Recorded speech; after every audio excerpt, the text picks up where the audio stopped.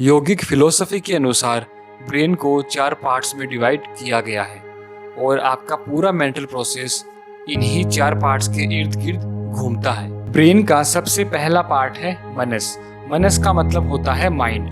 मनस information को store करता है जो हमारे 5 senses taste, smell, eyes, touch और हियर, इनके द्वारा जो भी इंफॉर्मेशन इकट्ठा की जाती है या रिकॉर्ड की जाती है वो इसको मेमोरी के रूप में खुद के अंदर स्टोर करता है। मनस हमारे आसपास हो रही सभी एक्टिविटीज को जो हमारे 5 सेंसेस के द्वारा परसीव की जाती है उनको मेमोरी के रूप में स्टोर करता है।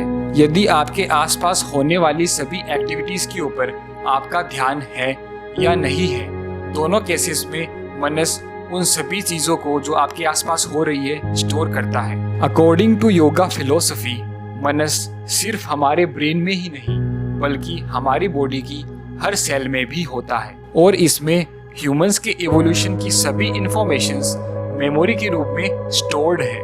ब्रेन का नेक्स्ट पार्ट है अहंकार। अहंकार मतलब ईगो, लेकिन यौगिक फिलॉसफी में ईगो को आइडेंटिटी बताया जाता है। अहंकार इस आइडेंटिटी को कनेक्ट करता है मनस के साथ। मनस स्टोर हाउस है इंफॉर्मेशंस का।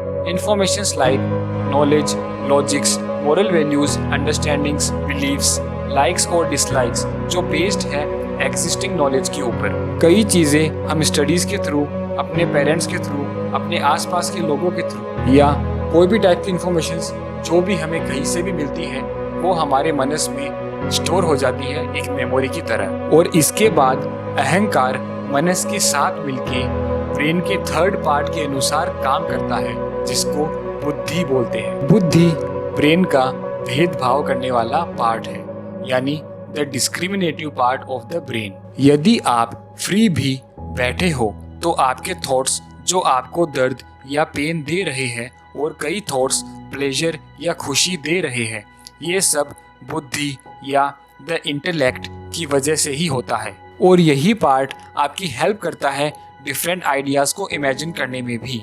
आपको अपनी इंफॉर्मेशन को ब्रेक करके उसको इजी वे में समझने के लिए, ताकि आप अपने क्वेश्चंस का आंसर समझ सको, इसी पार्ट के द्वारा किया जाता है। किसी पहेली को सुलझाना, किसी क्वेश्चन का आंसर फाइंड करना, किसी मैथमेटिकल इक्वेशंस को सॉल्व करना, किन्हीं डिफरेंट आइडियाज़ को इमेजिन करके न्यू आइडियाज़ जनरेट करना, ये सारे काम बुद्धि ही आपसे करवाती है। जितनी शार्प आपकी बुद्धि होगी उतना ही अच्छे आइडियाज़ आप अपने ब्रेन में क्रिएट कर पाओगे, डिफरेंट आइडियाज़ बना पाओगे, काफ़ी सारे आइडियाज़ आप जनरेट भी कर पाओगे। ब्रेन का फोर्थ पार्ट है चित्ता।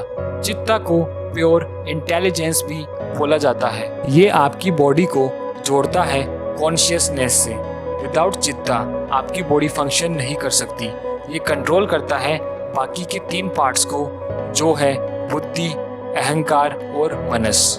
अब हम एक एग्जाम्पल लेके समझते हैं ब्रेन के इन चारों पार्ट्स का फंक्शन। हमने एक एनिमल को देखा, लेट्स से अ टाइगर।